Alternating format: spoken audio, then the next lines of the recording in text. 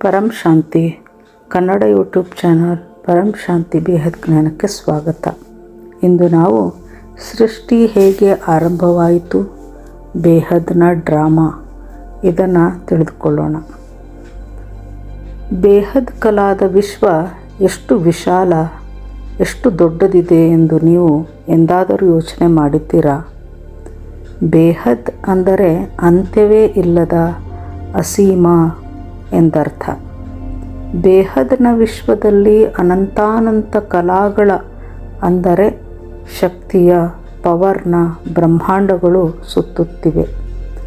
ಅಲ್ಲಿಯ ತತ್ವಗಳು, ಅಲ್ಲಿಯ ಎನರ್ಜಿ, ಅದನ್ನು ನಾವು ವರ್ಣನೆ ಮಾಡುವುದು ಅಸಾಧ್ಯದ ಮಾತು.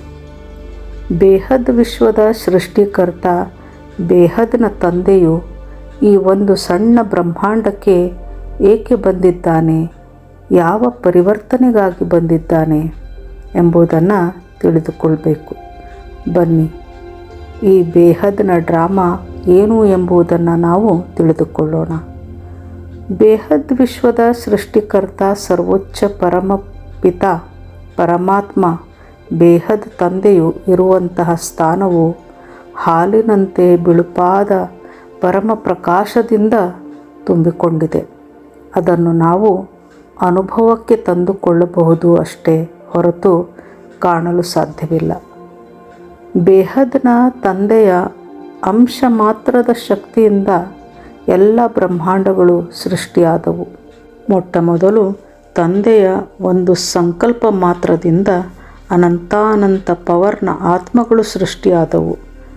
ಆ ಆತ್ಮಗಳೆಲ್ಲವೂ ತಮ್ಮ ತಮ್ಮ ಬ್ರಹ್ಮಾಂಡಗಳನ್ನು ರಚನೆ ಮಾಡುತ್ತಾ ಹೋದರು. ಅವರು ಸೃಷ್ಟಿ ಮಾಡಿದಂತಹ ಬ್ರಹ್ಮಾಂಡಗಳ ಕಲಾ ಅಥವಾ ಎನರ್ಜಿಯನ್ನು ಅಥವಾ ಪವರನ್ನು ಅಳೆಯಲು ಸಾಧ್ಯವಿಲ್ಲ. ಅನಂತ ಪವರನ್ನು ಅದು ಹೊಂದಿದೆ. ಪ್ರತಿಯೊಂದು ಆತ್ಮರು ಪುನಃ ಸಂಕಲ್ಪಗಳನ್ನು ಮಾಡುತ್ತಾ ಹೋದರು. ಅದರಿಂದ ಅನಂತಾನಂತ ಆತ್ಮಗಳ ಸೃಷ್ಟಿಯಾಗುತ್ತಾ ಹೋಯಿತು. ಹೀಗೆ ಪುನಃ ಆ ಆತ್ಮಗಳೆಲ್ಲರೂ ಸಂಕಲ್ಪಗಳನ್ನು ಮಾಡುತ್ತಾ ಹೋದರು. ಅದರಿಂದ ಅನಂತಾನಂತ ಬ್ರಹ್ಮಾಂಡಗಳ ಸೃಷ್ಟಿಯಾಯಿತು. ಹೀಗೆ ಸೃಷ್ಟಿ ಮುಂದುವರಿಯುತ್ತಾ ಕೋಟಿ ಕಲಾ, ಲಕ್ಷ ಕಲಾ, ಸಾವಿರ ಕಲಾದ ಅನಂತಾನಂತ ಬ್ರಹ್ಮಾಂಡಗಳು ಸೃಷ್ಟಿಯಾಗುತ್ತಾ ಹೋದವು. ಕೋಟಿ ಕಲಾದ ಅನಂತಾನಂತ ಬ್ರಹ್ಮಾಂಡಗಳ ಒಳಗೆ ಅನಂತಾನಂತ ಲಕ್ಷ ಕಲಾಗಳ ಬ್ರಹ್ಮಾಂಡಗಳು ಸುತ್ತುತ್ತಿವೆ. 1,00,000 ಕಲಾಗಳ ಅನಂತಾನಂತ ಬ್ರಹ್ಮಾಂಡಗಳಲ್ಲಿ ಅನಂತಾನಂತ ಸಾವಿರ ಕಲಾಗಳ ಬ್ರಹ್ಮಾಂಡಗಳು ಸುತ್ತುತ್ತಿವೆ. ಇದರಂತೆ ಪ್ರತಿಯೊಂದು 1000 ಕಲಾದ ಬ್ರಹ್ಮಾಂಡಗಳ ಒಳಗೆ 100 ಕಲಾದ ಅನಂತಾನಂತ ಬ್ರಹ್ಮಾಂಡಗಳು ಸುತ್ತುತ್ತಿವೆ. ಅವುಗಳನ್ನು ಎಣಿಸುವುದು ಅಸಾಧ್ಯದ ಮಾತು. ಹೀಗೆ ಅನಂತಾನಂತ ಕಲಾಗಳಿಂದ ಬ್ರಹ್ಮಾಂಡವು ಕೆಳಸ್ತರಕ್ಕೆ ಬೀಳುತ್ತಾ ಹೋದಂತೆ ಅವುಗಳ ಕಲಾ ಕೂಡ ಕಡಿಮೆಯಾಗುತ್ತಾ ಹೋಯಿತು. ಹೀಗಾಗಿ ಆ ಬ್ರಹ್ಮಾಂಡಗಳಲ್ಲಿ ಇದ್ದಂತಹ ಪರಮಶಕ್ತಿ, ಪರಮ ತತ್ವಗಳೆಲ್ಲವೂ ಕಡಿಮೆಯಾಗುತ್ತಾ ಆಗುತ್ತಾ ಅವುಗಳಲ್ಲಿ ತತ್ವವು ರಚನೆಯಾಗುತ್ತಾ ಹೋಯಿತು. ಹಾಗೂ ಈ ರೀತಿಯ 100 ಕಲಾಗಳ ಬ್ರಹ್ಮಾಂಡಗಳ ಒಳಗೆ ಅಸಂಖ್ಯ ಯೂನಿವರ್ಸ್ಗಳು, ಅಸಂಖ್ಯ ಗ್ಯಾಲಕ್ಸಿಗಳು ಮತ್ತು ಅಸಂಖ್ಯ ಸೋಲಾರ್ ಸಿಸ್ಟಮ್ಗಳು ಸುತ್ತುತ್ತಿವೆ. ಹಾಗೂ ಈ ಸೋಲಾರ್ ಸಿಸ್ಟಮ್ನ ಒಳಗೆ ಜಡ ಸೃಷ್ಟಿಯು ಹುಟ್ಟಿಕೊಂಡಿತು. ಇದರಿಂದ ಮೇಲಿನ ಜ್ಞಾನವು ತಿಳಿಯದಂತಾಯಿತು. ಎಲ್ಲವೂ ಜಡವಾಗುತ್ತಾ ಹೋಯಿತು. ಉದಾಹರಣೆಗೆ, ಒಂದು ಡಬ್ಬಿಯ ಒಳಗೆ ಅನಂತಾನಂತ ಚಿಕ್ಕ ಡಬ್ಬಿಗಳು ಮತ್ತು ಪ್ರತಿಯೊಂದು ಡಬ್ಬಿಗಳ ಒಳಗೆ ಅಸಂಖ್ಯ ಚಿಕ್ಕ ಡಬ್ಬಿಗಳು. ಹೀಗೆ ಸೃಷ್ಟಿಯು ಮುಂದುವರಿಯುತ್ತಾ, ಚಿಕ್ಕ ಡಬ್ಬಿ ಅಂದರೆ ಅದುವೇ ಸೋಲಾರ್ ಸಿಸ್ಟಮ್. ಇದನ್ನು ಕಲ್ಪನೆಗೆ ತಿಳಿದುಕೊಂಡು ನೋಡಿ. ಡಬ್ಬಿಯ ಒಳಗೆ ಡಬ್ಬಿ. ಈ ರೀತಿ ಕೊನೆಯ ಡಬ್ಬಿ ಎಂದರೆ ಸೋಲಾರ್ ಸಿಸ್ಟಮ್, ಅತಿ ಚಿಕ್ಕದಾದ ಒಂದು ಬ್ರಹ್ಮಾಂಡ. ನಾವು ಸಮಯವನ್ನು ಅಳೆಯಲು ಹೊರಟರೆ ಎಲ್ಲದಕ್ಕೂ ಕೆಳಗಿನ ಬ್ರಹ್ಮಾಂಡದಲ್ಲಿ ಅನಂತಾನಂತ ಕೋಟ್ಯಾನು ಕೋಟಿ ವರ್ಷಗಳೇ ಕಳೆದು ಹೋಗುತ್ತವೆ. ನಾವು ಇಷ್ಟೊಂದು ಸಮಯವನ್ನು ಅಳೆಯುವಷ್ಟರಲ್ಲಿ ಮೇಲಿನ ಬ್ರಹ್ಮಾಂಡಗಳಲ್ಲಿ ಕೇವಲ ಒಂದು ಕ್ಷಣ ಜರುಗಿರುತ್ತದೆ. ಅಂದರೆ ಭೂಮಿಯ ಮೇಲಿನ ಅನಂತ ಕೋಟಿ ಸಮಯ ಮೇಲಿನ ಬ್ರಹ್ಮಾಂಡಗಳಲ್ಲಿ ಒಂದು ಕ್ಷಣ ಮಾತ್ರವಾಗುತ್ತದೆ.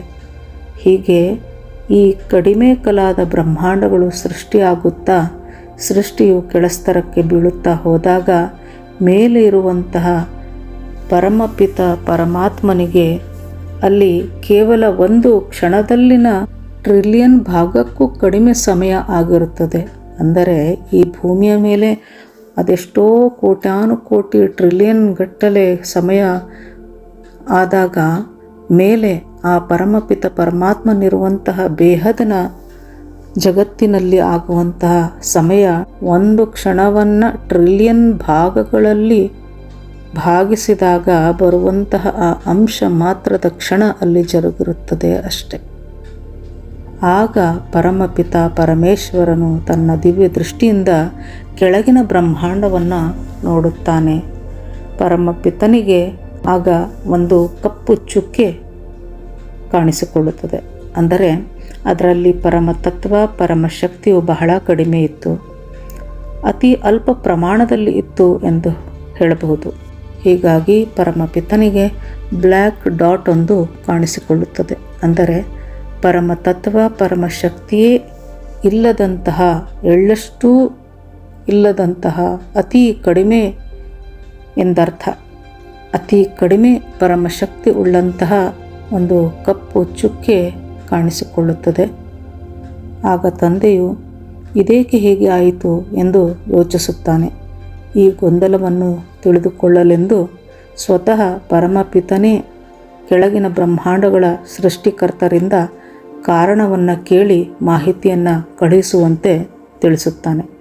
ಆಗ ಕೆಳಗಿನ ಬ್ರಹ್ಮಾಂಡದ ಸೃಷ್ಟಿಕರ್ತ ತನ್ನಿಂದ ಅನಂತಾನಂತ ರೂಪಗಳನ್ನು ಹೊರತೆಗೆದು ಮಾಹಿತಿಯನ್ನು ಪಡೆದುಕೊಂಡು ಪರಮಪಿತನಿಗೆ ವರದಿಯನ್ನು ತಲುಪಿಸುತ್ತಾನೆ.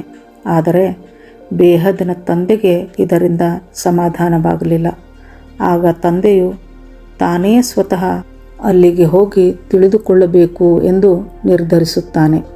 ಆಗ ಬೇಹದ್ ವಿಶ್ವದ ಪರಮಪಿತ ಪರಮೇಶ್ವರ ತನ್ನ ಒಂದು ರೂಪದೊಂದಿಗೆ ಬರುತ್ತಾರೆ. ಬಾಪೂಜಿಯವರು ನಮಗೆ ಅರ್ಥೈಸಲೆಂದು ಆ ರೂಪವನ್ನು ಪ್ರಧಾನಮಂತ್ರಿ ಎಂದು ಕರೆದಿದ್ದಾರೆ. ಅಂದರೆ ಬೇಹದ್ನ ಪರಮಪಿತನ PM ಅಥವಾ ಪ್ರೈಮ್ ಮಿನಿಸ್ಟರ್. ಹೀಗೆ ಪ್ರೈಮ್ ಮಿನಿಸ್ಟರ್ನೊಂದಿಗೆ ಅಂದರೆ PMನೊಂದಿಗೆ ಬೇಹದ್ನ ಪರಮಪಿತ ತಂದೆ ತನ್ನ ಅನಂತಾನಂತ ಕಲಾಗಳಿಂದ ಕೋಟಿ ಕಲಾ, ಲಕ್ಷ ಕಲಾ, 1000 ಕಲಾ, 100 ಕಲಾ ಮತ್ತು 1 ಕಲಾದ ಬ್ರಹ್ಮಾಂಡಗಳವರೆಗೆ ಕೆಳಗೆ ಬರುತ್ತಾನೆ. ನಮ್ಮ ಬ್ರಹ್ಮಾಂಡವು 1 ಕಲಾದ ಬ್ರಹ್ಮಾಂಡವಾಗಿ ಬಿಟ್ಟಿತ್ತು. ಹಾಗೂ ಬ್ರಹ್ಮಾಂಡ ಸೃಷ್ಟಿಯಾಗಿ 1555 ಖರಬ ವರ್ಷಗಳೇ ಜರುಗಿ ಹೋಗಿದ್ದವು. ಈ ಬ್ರಹ್ಮಾಂಡದ ಸೃಷ್ಟಿಕರ್ತನ ಬಳಿ ಪವರ್ ಅತಿ ಅಲ್ಪ ಪ್ರಮಾಣದಲ್ಲಿತ್ತು. ಹಾಗೂ ನಮ್ಮ ಬ್ರಹ್ಮಾಂಡವು ಪಾಳು ಬಿದ್ದ ಸ್ಥಿತಿಯಲ್ಲಿತ್ತು. ಆಗ ಬೇಹದ್ ತಂದೆಯು ಈ ಬ್ರಹ್ಮಾಂಡದ ಪರಮಧಾಮದಲ್ಲಿ ಉಳಿದುಕೊಂಡು ಒಂದು ಶಕ್ತಿಶಾಲಿ ಆತ್ಮನನ್ನು ಸೃಷ್ಟಿ ಮಾಡುತ್ತಾನೆ. ಆ ಆತ್ಮನನ್ನು ಬಾಪೂಜಿಯವರು ಬಲರಾಮ ಎನ್ನುತ್ತಾರೆ. ಈ ಬಲರಾಮನಿಗೆ ನಮ್ಮ ಪಾಳು ಬಿದ್ದ ಬ್ರಹ್ಮಾಂಡದ ಸಂರಕ್ಷಣೆಯ ಕಾರ್ಯವನ್ನು ವಹಿಸಲಾಯಿತು. ಈಗ ಇನ್ನೊಂದು ಆತ್ಮನನ್ನು ಸೃಷ್ಟಿ ಮಾಡುತ್ತಾರೆ. ಬಾಪೂಜಿಯವರು ಈ ಆತ್ಮನನ್ನು ಛೋಟು ರಾಮ ಎನ್ನುತ್ತಾರೆ. ಬಲರಾಮ ತನ್ನ ಶಕ್ತಿಯಿಂದ ಶಿವ ಹಾಗೂ ಶಕ್ತಿಯನ್ನು ರಚನೆ ಮಾಡಿ ಬ್ರಹ್ಮಾಂಡದ ಸಂರಕ್ಷಣೆಯನ್ನು ಮಾಡಿ ಸಂಚಾಲನೆಯನ್ನು ಮಾಡುತ್ತಾನೆ. ಶಿವ ಶಕ್ತಿಯು ಸೇರಿ ಒಂದು ಪವರ್ಫುಲ್ ರೂಪವನ್ನು ಸೃಷ್ಟಿ ಮಾಡುತ್ತಾರೆ. ಆ ರೂಪವೇ ಆ ಆತ್ಮವೇ ವಿಷ್ಣು. ವಿಷ್ಣು ಬ್ರಹ್ಮನನ್ನು ಸೃಷ್ಟಿ ಮಾಡುತ್ತಾನೆ. ವಿಷ್ಣು ಮತ್ತು ಬ್ರಹ್ಮನಿಂದ ಹಿಡಿದು ಕೆಳಗಿನ ಎಲ್ಲ 33 ಕೋಟಿ ದೇವಾನುದೇವತೆಗಳಲ್ಲಿರುವ ಎಲ್ಲ ಆತ್ಮರು ಗ್ರೇಟ್ ಯೂನಿವರ್ಸ್ನ ಶಕ್ತಿಶಾಲಿಯಾದ ರಚನಾಕಾರನೊಬ್ಬ ಸೃಷ್ಟಿ ಮಾಡಿರುವಂತಹ ಆತ್ಮಗಳಾಗಿದ್ದಾರೆ. ಛೋಟುರಾಮ್ ಬಾಪೂಜಿಯವರು ತಮ್ಮಂತೆ ಪವರ್ಫುಲ್ ಆದ 108 ನಿರಾಕಾರಿ ಆತ್ಮಗಳನ್ನು ಸೃಷ್ಟಿ ಮಾಡಿದರು. ಇವರ ರಚನೆಗಳು ಒಂದರೊಳಗಿನಿಂದ ಒಂದರಂತೆ ಮಾಲೆಯಂತೆ ರಚನೆ ಆಗುತ್ತಾ ಹೋಯಿತು. ಇದೆಲ್ಲವೂ ನಡೆದಿದ್ದು 198 ಕೋಟಿ ವರ್ಷಗಳ ಹಿಂದೆ. ನಂತರ ಈ ನಿರಾಕಾರಿ ಆತ್ಮಗಳನ್ನು 15 ಲಕ್ಷ ವರ್ಷಗಳ ಹಿಂದೆ ಭೂಮಿಯ ರಿಸರ್ಚ್ ವರ್ಕ್ನಲ್ಲಿ ಬಳಸಲಾಯಿತು. ಇವರು ಭೂಮಿಯಿಂದ 500 ಕಿಲೋಮೀಟರ್ ಮೇಲೆ ಗೋಳವೊಂದನ್ನು ಮಾಡಿಕೊಂಡು ಅಲ್ಲಿ ನೆಲೆಸಿದರು. 108 ಆತ್ಮಗಳ ರಚನೆಯಾದಂತೆ 1008 ನಿರಾಕಾರಿ ಆತ್ಮಗಳ ರಚನೆಯೂ ಆಯಿತು. ನಮ್ಮ ಪರಂಧಾಮದಲ್ಲಿ ಇವರ ಸೃಷ್ಟಿಯಾಯಿತು ಹಾಗೂ ಇವರು ಭೂಮಿಯಿಂದ ಮೇಲಿನ ರಿಸರ್ಚ್ ವರ್ಕ್ ಮಾಡತೊಡಗಿದರು. 16,000 ಮತ್ತು 9 ಲಕ್ಷ ಬೇಹದ್ ಆತ್ಮಗಳ ಸೃಷ್ಟಿ 5,000 ವರ್ಷಗಳ ಹಿಂದೆ ಆಗಿದೆ. ಈ ಎಲ್ಲ ಬೇಹದ್ ಶಕ್ತಿಶಾಲಿ ಆತ್ಮಗಳು ಈಗ ಸಾಧಾರಣ ಮನುಷ್ಯ ಜನ್ಮಕ್ಕೆ ಬಂದು ಸಾಧಾರಣ ಆತ್ಮರಾಗಿ ಬಿಟ್ಟಿದ್ದಾರೆ. ಅಲ್ಲದೆ ತಮೋ ಪ್ರಧಾನರಾಗಿದ್ದಾರೆ. ಇವರ ಬುದ್ಧಿಯು ಸಂಪೂರ್ಣ ಜಡವಾಗಿ ಬಿಟ್ಟಿದೆ. 5,000 ವರ್ಷಗಳ ವರ್ಲ್ಡ್ ಡ್ರಾಮಾದಲ್ಲಿ ಸಿಲುಕಿಕೊಂಡಿದ್ದಾರೆ. ಇವರೆಲ್ಲ ತಮ್ಮ ತಮ್ಮ ಕರ್ಮ ಬಂಧನಗಳಿಗೆ ಅನುಸಾರವಾಗಿ ಅನ್ಯ ಧರ್ಮಗಳಲ್ಲಿಯೂ ಸಹ ಜನ್ಮ ಪಡೆದಿದ್ದಾರೆ. ಈಗ ಅವರ ಆತ್ಮ ಜಾಗೃತಿ ಸಮಯ ಬಂದಿದೆ. ಬೇಹದ್ ತಂದೆ ಬೇಹದ್ನ ಮಕ್ಕಳೊಂದಿಗೆ ಬೇಹದ್ನ ಮಾತನಾಡುತ್ತಾನೆ ಮತ್ತು ಬೇಹದ್ನ ಡ್ರಾಮಾದ ಆದಿ ಮಧ್ಯ ಹಾಗೂ ಅಂತ್ಯವನ್ನು ತಿಳಿಸಿಕೊಡುತ್ತಾನೆ. ಒಂದು ವೇಳೆ ನೀವು ಬೇಹದ್ ಆತ್ಮವಾಗಿದ್ದೇ ಆಗಿದ್ದರೆ ಈ ಎಲ್ಲ ಜ್ಞಾನವನ್ನು ತಿಳಿದುಕೊಂಡು ನಿಮ್ಮ ಆತ್ಮ ಜಾಗೃತಿಯಾಗುತ್ತದೆ. ನಿಮ್ಮ ಸ್ಮೃತಿಗಳೆಲ್ಲವೂ ಬಿಚ್ಚಿಕೊಳ್ಳುತ್ತವೆ. ನಾನು ಯಾರು ಹಾಗೂ ಈಗ ನಾನು ಏನನ್ನು ಮಾಡಬೇಕಿದೆ ಎಂದೆಲ್ಲ ವಿಚಾರ ನಿಮಗೆ ನೆನಪಾಗತೊಡಗುತ್ತದೆ. ನಾನು ಬೇಹದ್ನ ವಿಶ್ವ ಕಲ್ಯಾಣಕಾರಿ, ವಿಶ್ವ ಸೇವಾಧಾರಿ, ವಿಶ್ವ ಪರಿವರ್ತಕ ಆತ್ಮನಾಗಿದ್ದೇನೆ. ನಾನು ಬೇಹದ್ ತಂದೆಗೆ ಸಹಕಾರವನ್ನು ನೀಡಬೇಕಿದೆ.